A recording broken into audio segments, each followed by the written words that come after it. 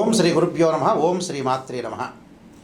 August మాసంలో మేషాది ద్వాదశ రాశుల యొక్క ఫలితాలు చెప్పబోయే ముందు గ్రహగమన గతులు, గ్రహ సంచార విషయం ఎక్కడున్నాయో తెలుసుకుందాం. శని మీనరాశిలో వక్రగతిలో, గురువు కర్కాటక రాశిలో, రాహుకేతువులు కుంభ సింహరాశిలో సంచారం చేయటం, శుక్రుడు కన్యారాశిలో, రవి బుధులు కర్కాటకము సింహరాశిలో సంచారం చేయడం జరుగుతుంది. ఈ గ్రహస్థితుల్లో మరి ఆగస్టు మాసంలో గోచారరీత్యా ఫలితాల్లో ఏ విధంగా ఉండబోతుంది, అలానే కుజుడు కూడా మిథున రాశిలో సంచారం చేయటం అనేది ప్రత్యేకమైన విషయం ఇందులో.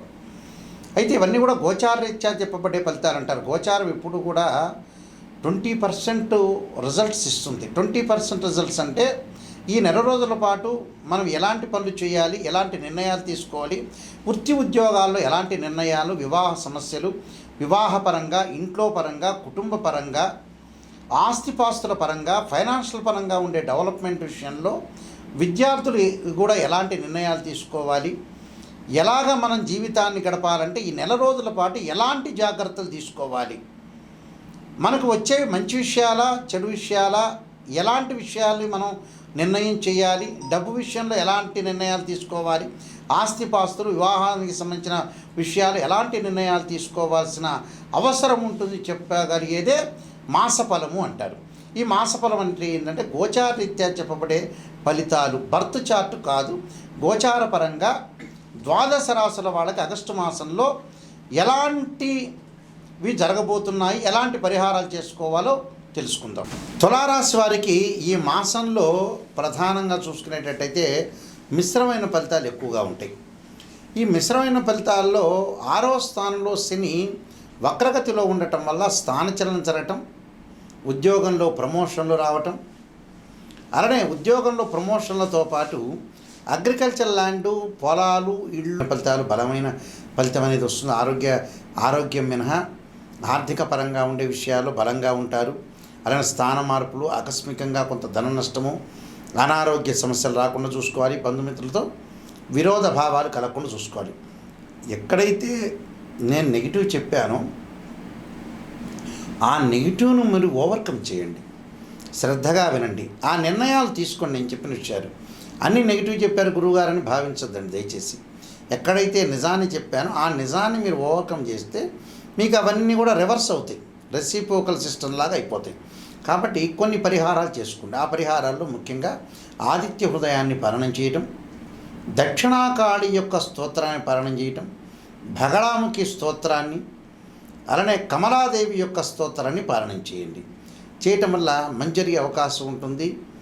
దాంతోపాటు వారాహి స్తోత్రాన్ని కూడా పారణం చేయటం వల్ల కూడా మీకు మంచి జరిగే అవకాశాలు ఖచ్చితంగా ఉంటాయి. అంటే వారాహి కవచం కానీ, వారాహి స్తోత్రం కానీ, ప్రధానంగా ముఖ్యంగా నువ్వులు బెల్లంతో కలిసిన ఉండలు తయారు చేసి ఎక్కడైనా శివాలయంలో కానీ ఏదైనా సరే దేవాలయంలో ప్రధాన రక్షకులకు ఇస్తే వాళ్ళు వితరణ చేసే అవకాశాలు ఖచ్చితంగా ఉంటాయి.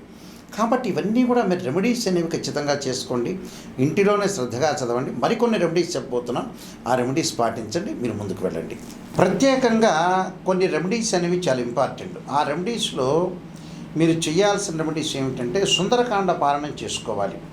అంటే ఆరోగ్యపరంగా ఎవరికైతే ఇబ్బందులు కలుగుతుందో వాళ్ళు తప్పకుండా శరీరే జర్జరీభూతే వ్యాధిగ్రస్తే కలేవరే ఔషధం జాహ్నవీతోయం వైద్యో నారాయణ మంత్రాన్ని, వివాహ సమస్యలు ఎవరికైతే ఉంటాయో వాళ్ళు తప్పకుండా భృగుపాస్పద రుద్రాభిషేకం చేసుకోవటం, ఉద్యోగపరంగా ఇబ్బందులు కలుగుతున్న వాళ్ళు సూర్యుడు యొక్క ఆరాధన చేయాలి. అంటే సూర్య నమస్కారాలు చేయటం, అలానే ఆదిత్యాయుధ్నే సహస్రమూర్తాయ ధీమే తన్నో సూర్య ప్రచోదయాత్ అనే మంత్రాన్ని, అలానే మానసికంగా దిగులు పడుతున్న వ్యక్తులు ఎవరైతే ఉంటారో చంద్రుడి యొక్క ఆరాధన చేయాలి. దధీశంక తుషారాభం క్షీరోధారణం సంభవం నమామి శశినం సోమం శంభుర్మకుట భూషణం అనే మంత్రాన్ని చక్కగా చదువుకోవటం. కొంతమంది జాతకంలో కుజదోషాలు ఉంటాయి. అలానే అంగారక గ్రహము కొన్ని కోర్టు సమస్యలు ఉండటం, అన్నదమ్ముల మధ్యలో సఖ్యత లేకపోవటం, వాహన ప్రమాదాలు జరిగే వాళ్ళు తప్పకుండా అంగారకుని ఆరాధన చేయాలి. అంటే సుబ్రహ్మణ్య స్వామి యొక్క అష్టకాన్ని చదువుకోవాలి. వ్యాపారపరంగా ఇబ్బందులు చదువుతున్న వ్యక్తులు విష్ణు సహస్రనామ పారాయణం చేయాలి. విద్యార్థులకి విద్య యందు ఆసక్తి లేకుండా వేరే వ్యాపకాల మీద కాన్సన్ట్రేషన్ చేసే వ్యక్తులు తప్పకుండా వాళ్ళు దక్షిణామూర్తి స్తోత్ర పాలనం చేయాలి. అలానే వివాహం కాని వ్యక్తులు ఎవరైతే శుక్ర జపం చేయించుకోవటం, ఆరోగ్యపరంగా ఇబ్బందులు పడుతున్న వాళ్ళు, లైఫ్ స్పాన్కి సంబంధించిన ఇబ్బందులు పడుతున్న వాళ్ళు ఖచ్చితంగా శనికి అంతరిక్ష దేవత అయిన దక్షిణాకాళి యొక్క స్తోత్రాన్ని పాలన చేయాలి. అలానే ఛాయాగ్రహాల వల్ల బాధపడుతున్న వ్యక్తులు ఎవరైతే ఉంటారో ధూమవతి చిన్నమస్తాదేవి యొక్క స్తోత్ర పాలన చేయడం వల్ల వీళ్ళకి మంచి జరిగే అవకాశాలు ఖచ్చితంగా ఉంటాయి. కాబట్టి ప్రతి జాతకాన్ని ఒక ఆస్ట్రాలజర్ని అప్రోచ్ అయినప్పుడు ఫస్ట్ నెగిటివ్ తెలుసుకోండి, పాజిటివ్ తెలుసుకోవటం కాదు. పాజిటివ్ ఏముంది, ఆస్ట్రాలజర్ని అప్రోచ్ అయినా అప్రోచ్ కాకపోయినా పాజిటివ్ అనేది మీకే తెలుస్తుంది. అంటే సత్యాన్ని గ్రహించటం చాలా ఇంపార్టెంట్. ఇక్కడ సత్యాన్ని గ్రహిస్తే మనం ఏదైతే అసత్యాన్ని దూరం పెట్టాలి, సత్యాన్ని గ్రహించి ముందుకెళ్తేనే మనకు మంచి జరిగే అవకాశాలు ఖచ్చితంగా ఉంటాయి. కాబట్టి నిజాన్ని తెలుసుకోండి. నిజాన్ని తెలుసుకుంటే మనం ఎప్పుడైతే నిజాన్ని తెలుసుకుంటే మనం ఎక్కడైతే నెగిటివ్ ఉంటుందో దాన్ని మనం ఓవర్కమ్ చేసే అవకాశాలు ఖచ్చితంగా ఉంటాయి. ఈ విషయాలన్నీ కూడా గ్రహించాలి. బర్త్ చార్ట్కి ట్రాన్సిట్కి లాట్ ఆఫ్ డిఫరెన్స్ ఉంది. ట్రాన్సిట్ సిస్టమ్ అంటే గోచారరీత్యా 20% ఈ నెలలో జరిగే ఫలితాలు, జాగ్రత్తలు. బర్త్ చార్ట్ అంటే ఏంటంటే లైఫ్ లాంగ్ ప్రొడక్షన్. అంటే 16 లగ్న కుండలని డివిజనబుల్ చార్ట్స్ వేసి మ్యాథమెటికల్ క్యాలిక్యులేషన్ వేసి ద్వాదశ భావాధిపతులు, రాస్యాధిపతులు, అక్కడ ఆ గడిలో ఉన్న ఏదైతే గ్రహం ఉంటుందో అది టెనెంట్ అంటారు. భావాధిపతులను ఇంటి ఓనర్స్ అంటారు, రాస్యాధిపతిని బిల్డర్ అంటారు. ఆ స్థానంలో ఉన్న గ్రహాన్ని టెనెంట్ అంటారు. అంటే ద్వాదశ భావాధిపతులు అంటే లగ్న భావాధిపతి తనుభావాధిపతి రవిని, ద్వితీయ భావాధిపతి గురువు అని, తృతీయ భావాధిపతి కుజుడని, చతుర్థ భావాధిపతి చంద్రుడు బుధుడు అంటారు. అలానే పంచమ భావాధిపతి గురువు. ఇవన్నీ కూడా మ్యాథమెటికల్ క్యాలిక్యులేషన్ వేసి బర్త్ చార్ట్లో జాతకంలో లక్ష్మీ యోగాలు ఉన్నాయా, గజకేసరి యోగాలు ఉన్నాయా, రవిబుధాదిత్య యోగాలు ఉన్నాయా, చంద్రమంగళ యోగాలు ఉన్నాయా, ఇలాంటి యోగాలన్నింటినీ కూడా అనాలిసిస్ చేసేది బర్త్ చార్ట్. బర్త్ చార్ట్ ద్వారా నిజం తెలుస్తుంది. నిజం తెలుసుకుంటేనే మీరు బాగుపడే అవకాశం ఖచ్చితంగా ఉంటుంది. ఏ మనిషి అయినా బాగుపడటానికి కారణం అయితే నిజమే ఇంపార్టెంట్ ఇక్కడ. అంటే ఎక్కడైతే నెగిటివ్ ఉంటుందో దాన్ని మనం పాజిటివ్ చేసుకుంటే వాళ్ళే సూపర్ స్టార్స్ అవుతారు, వాళ్ళే కంప్లీట్ మ్యాన్ అవుతారు. ఈ విషయాన్ని అందరూ కూడా ప్రపంచంలో అందరూ కూడా గ్రహించాలి. అందరూ కూడా గ్రహించి ముందుకెళ్తేనే కరెక్ట్ తెలుస్తుంది.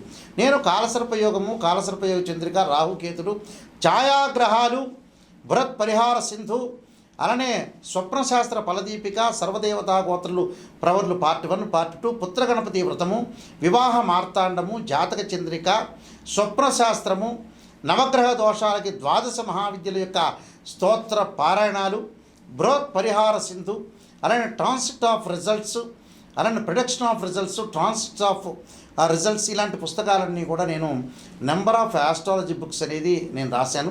ఇవన్నీ కూడా రాజమండ్రిలో కోటగుమ్మంలో మోహన్ పబ్లికేషన్ వారి దగ్గర దొరుకుతాయి, నా దగ్గర కూడా లభ్యమవుతాయి. మా వెబ్సైటు www.nayakanti.com, nayakanti.in. మీరు ఆ స్క్రీన్ మీద స్క్రోలింగ్ అవుతున్న నెంబరు నా నెంబర్కే వస్తుంది. ఎవరైతే నాయకంటి మల్లికార్జున శర్మ గారి దగ్గర నిజం తెలుసుకున్నాలి అనే వ్యక్తులు మాత్రమే నాకు ఫోన్ చేయండి. కాలక్షేపానికి ఎవ్వరూ ఫోన్ చేయొద్దండి. నిజం తెలుసుకోవాలి, వారి ద్వారా బాగుపడాలి. నిజం అనేది నిష్ఠూరంగా ఉంటుంది. నిజం తెలుసుకుంటేనే మీరు బాగుపడతారు. నిజం తెలుసుకోకుండా ఏదో నా కన్సల్టింగ్ ఫీ ఇచ్చి పాజిటివ్ చేయండి, చంద్రబాబు నాయుడు తర్వాత నేనే ముఖ్యమంత్రి కావాలి, రేవంత్ రెడ్డి తర్వాత ముఖ్యమంత్రి నేనే కావాలనుకుంటే కారదు. జాతకాన్ని నిజం తెలుసుకొని మీరు నిజం తెలుసుకొని వారి ద్వారా నేను బాగుపడాలని అనే వ్యక్తులు మాత్రమే నాకు ఫోన్ చేయండి.